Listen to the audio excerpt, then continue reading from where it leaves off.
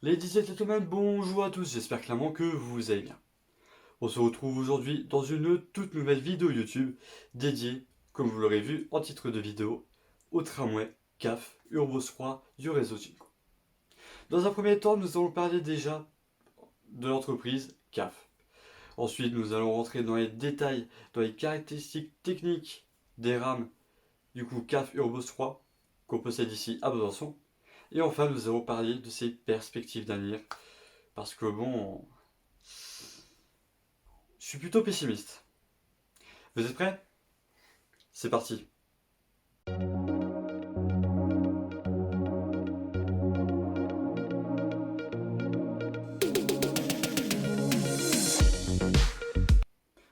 Tout d'abord, CAF, c'est quoi? CAF, c'est une entreprise qui est spécialisée dans le domaine du ferroviaire.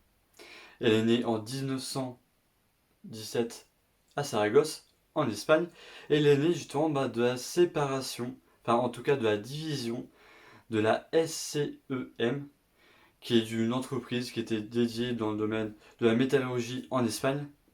Et donc du coup, ils ont dû à bout d'un moment se diviser en deux sociétés, dont l'une est devenue CAF, Construction et Auxiliaire dans le domaine du ferroviaire. Du coup, CAF, c'est un spécialiste vraiment du domaine du ferroviaire. Ils construisent que ce soit des trains, des tramways, des métros, et même depuis 2018, ils construisent carrément des bus. Pourquoi? Parce qu'ils ont racheté le constructeur Soaris. Je pense que ça, vous connaissez un petit peu ce que c'est. Tu sais, le petit bus où des moments tu retrouvais le petit logo de chien, le petit chien vert un petit peu extraterrestre à l'avant du bus. Non, ça te dit rien? Et du coup, justement, ils ont acheté justement cette entreprise. Donc du coup, CAF, on va dire que ce n'est plus vraiment une entreprise spécialisée dans le ferroviaire, mais plutôt une entreprise spécialisée dans la mobilité. Et ils construisent vraiment tout type de d'appareils ferroviaires. Mais ils construisent aussi surtout des tramways avec la gamme Urbos. Et cette gamme Urbos, on la retrouve vraiment partout. On la retrouve en Belgique, on la retrouve en Espagne, et on la retrouve aux Pays-Bas aussi, et puis également en France, à Saint-Étienne, à Nantes, et du coup aussi à Besançon. À Besançon, si jamais tu ne savais pas, en 2010, CAF justement a remporté l'appel d'offres qui lui, qui lui a permis plutôt de fournir 19 rames de 24 mètres. 19 rames de 24 mètres, en gros, ce sont des rames en 3 modules. Avec à chaque côté, du coup, un caisson avec une cabine et du coup, des bougies tracteurs qui vont pouvoir du coup tracter la rame. Et au milieu, du coup, un caisson suspendu qui permet de gagner beaucoup d'espace dans une rame. Ces rames, du coup, elles mesurent 23,60 m de long, elles mesurent 2,40 m de large et elles mesurent plus de 3,30 m de hauteur. Et en termes de capacité, nous sommes plutôt de l'ordre de 132 personnes. 132 personnes par rame en soi, c'est un petit peu plus quand même que des bus articulés. Vu qu'un bus articulé de 18 mètres, on est plutôt aux alentours des 110-120 personnes. Mais bon, c'est vrai que beaucoup de constructeurs de bus, des fois, ils vont te mettre, oui, c'est du 160, c'est du 150. Sauf qu'il faut bien faire attention, c'est que là, on parle pour 4 personnes par mètre carré quand on est debout. Sauf que des fois, les constructeurs ont tendance à parler pour 6 personnes par mètre carré. Sauf que bon, 6 personnes par mètre carré, c'est un petit peu. C'est un petit peu chaud. Mais bon, en tout cas, on a une capacité qui est légèrement supérieure par rapport au bus qu'on possède aujourd'hui. Également, si on parle plutôt par contre de l'aspect extérieur, l'esthétique, on voit quand même qu'on a un design assez simple, assez minimaliste, mais qui permet justement du coup d'économiser énormément d'argent du coup par rame, parce que plus un design est complexe, plus elle coûte cher à construire.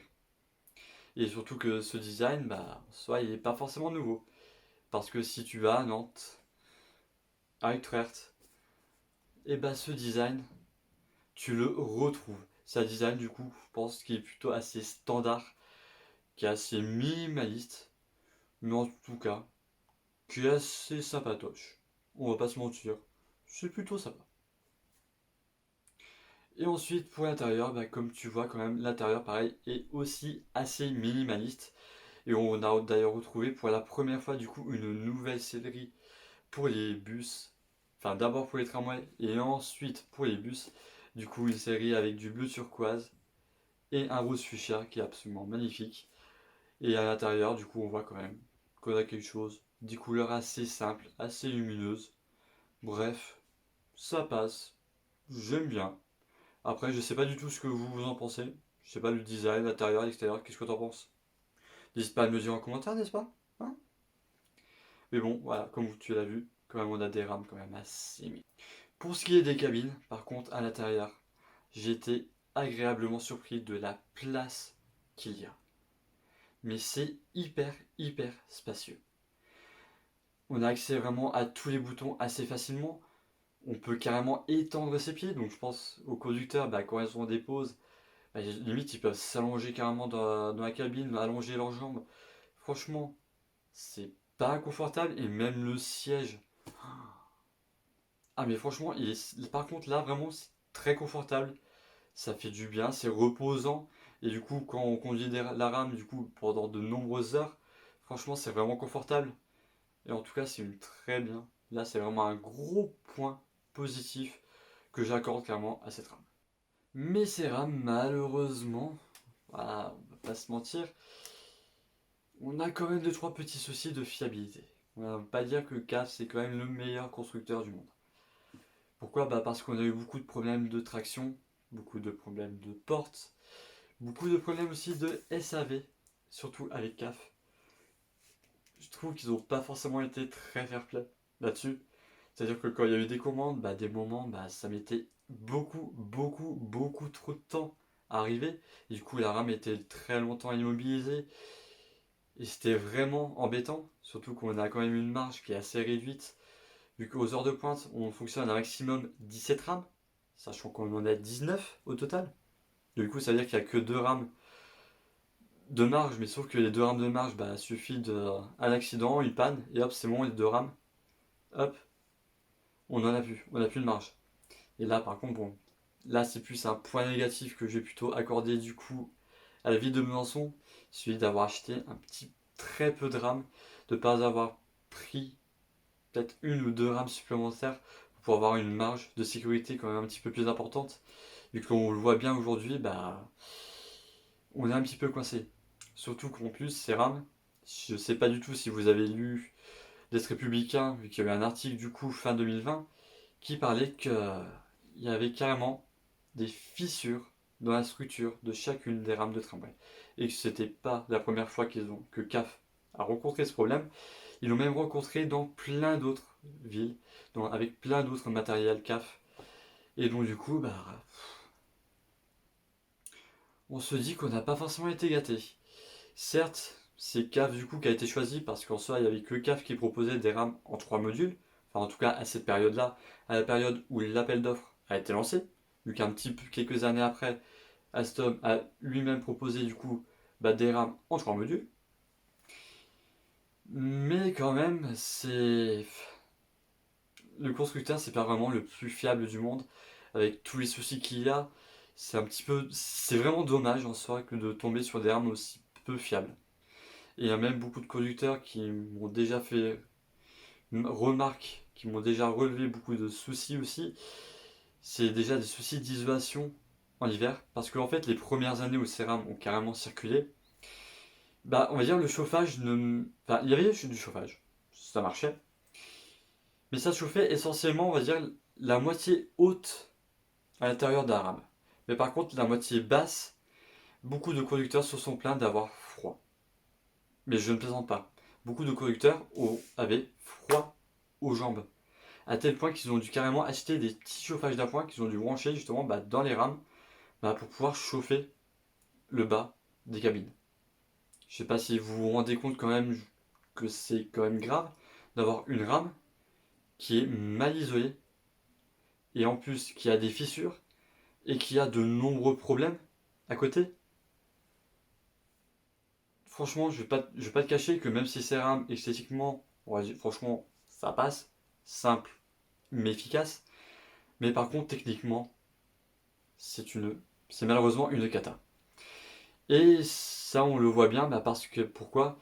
Parce que CAF ne veut pas allonger les rames qu'on a actuellement. Et je pense qu'au vu de tous les soucis qu'on a eu, je pense que c'est normal que CAF a pris cette décision, parce que si jamais ils allongeaient les rames et que d'un seul coup il y avait plein d'autres soucis, et ils risquaient clairement d'avoir des poursuites judiciaires. Et bon, s'il y a des poursuites judiciaires pour une entreprise telle que CAF, c'est un gros coup de massue et bon, ça peut leur faire très mal, non seulement au niveau national, mais au niveau international. Donc du coup, je pense que c'est un peu pour ça aussi qu'ils ont décidé du coup de ne pas allonger les rames. Pourquoi? Parce qu'en fait actuellement, les deux lignes de tramway, T1 et T2, sont saturées depuis plusieurs années.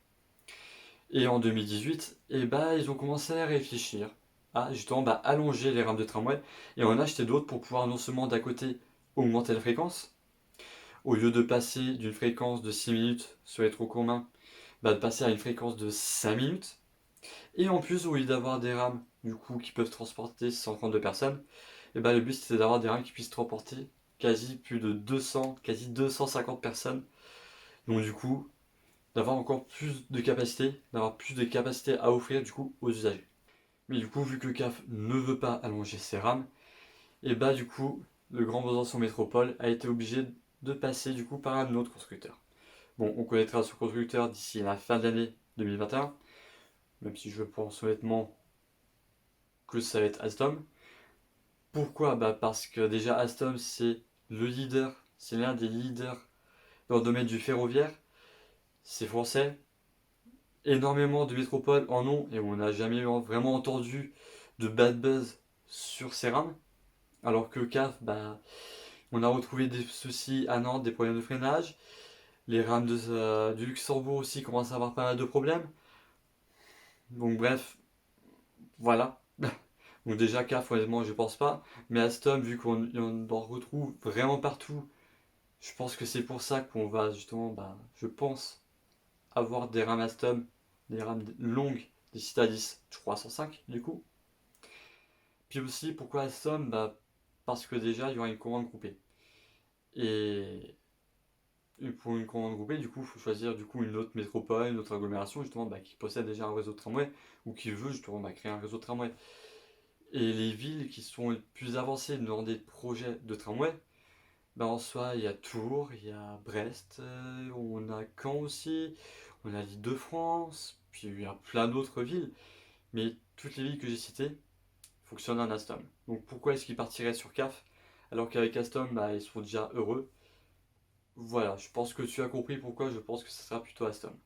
Vu que CAF, honnêtement, pour toutes les raisons que je t'ai citées avant, c'est mort. Bombardier, Bombardier n'est pas vraiment présent ça en France. Peut-être un petit peu pour du tramway, peut-être un petit peu de métro aussi, mais en soi, je ne les vois pas arriver en France. Ils sont déjà présents à l'international. Puis en plus, il faut savoir qu'aussi la branche ferroviaire de Bombardier maintenant appartient à Alstom. Donc du coup, je doute qu'Alstom va laisser son propre concurrent, mais déjà qui fait partie de son groupe, du coup, prendre ce contrat. Bref, comme tu auras compris, on n'est pas prêt de sortir de l'auberge. Et en soi, ce n'est que mon avis personnel, les rames CAF qu'on a, si elles arrivent à durer au moins 15 ans, je pense que ce sera déjà un vrai miracle. Vu que quand on voit tous les problèmes qu'on a avec ces rames, je me dis mais comment ça va être possible de les tenir 30 ans? Vu que la durée de vie d'une rame en soi, c'est aux alentours des 30 ans, avec une rénovation de vie, donc au bout d'à peu près 15 ans. Mais j'arrive pas à me projeter, à me dire, là, dans 15 ans, les rames sont toujours en train de rouler. Non, non. Moi, je ne me vois pas du tout, je me vois pas du tout les voir dans 5-10 ans. Enfin, surtout dans 10 ans, vu que bon, 5 ans, je pense qu'elles sont encore là. Mais dans 10 ans, je me dis, c'est mal parti. Là, les rames, elles vieillissent vraiment mal. Et quand j'ai fait mon stage, j'avais pu discuter un petit peu. Et il y a des mécanos vraiment qui ont dit ils ont fait des travaux qu'ils ne devraient pas faire immédiatement. Ou ça devrait fait beaucoup plus tard. Ces rames sont déjà en train de mal vieillir. elles vieillissent beaucoup plus tôt que prévu. Je me vois pas les voir dans 10 ans, j'arrive pas à me voir. Enfin, franchement, je sais pas toi. Enfin, n'hésite pas à me dire ce que t'en penses vraiment. Mais est-ce que toi, dans 10 ans, tu vois toujours les rames CAF rouler sur les réseaux Byzantins? Est-ce que tu te vois dans 10 ans te voir les rames? N'hésite pas à me dire en commentaire. Mais bon, voilà, je pense que tu as compris. Malheureusement, ces rames n'auront pas de perspective d'avenir. Et en tout cas, pour le tramway, sont les perspectives d'avenir pour le tramway en général à Besançon, ça sera l'achat du coup de nouvelles rames. Vu que du coup, à la fin du coup de l'année, on saura du coup qui va fournir du coup 8 rames, enfin en tout cas 8 rames entre guillemets, parce qu'il y aura une tranche ferme où il y aura une véritable livraison de 4-5 rames. Du coup, c'est pour 2023 aux alentours. Et du coup, il y aura une tranche optionnelle du coup de 3-4 rames. Du coup, et du coup, c'est une option aussi. Et voilà, bon, j'espère clairement que déjà tu as tout compris. Si c'est pas le cas, n'hésite pas à poser des questions du coup en commentaire, j'y répondrai avec grand plaisir. Et sinon, si jamais tu as aussi aimé cette vidéo qui est un petit peu plus que j'ai essayé de structurer, vraiment d'avoir un grand 1, grand 2, intro, conclusion, grand 1, grand 2, enfin voilà, j'ai essayé de structurer ça et si jamais ça t'a plu aussi, n'hésite pas à me le dire en commentaire. Et sinon, on se retrouve du coup la semaine prochaine pour une toute nouvelle vidéo. Et d'ici là, on se dit à la semaine prochaine. Prenez soin de vous. Ciao, bye bye.